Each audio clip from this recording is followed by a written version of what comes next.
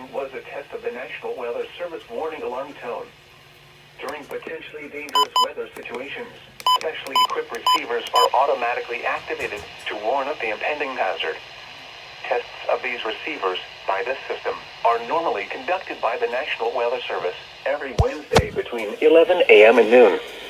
When there is the threat of or existing severe weather in the area on Wednesday, the test is postponed until the next available good weather day.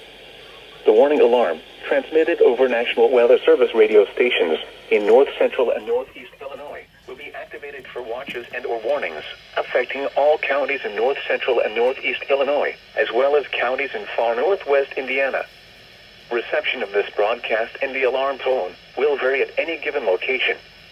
This variability, normally more noticeable at a distance from a given transmitter, will occur even though you are using a good quality receiver in perfect working order.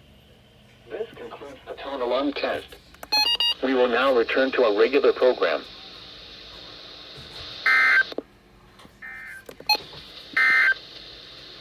At 11 a.m. at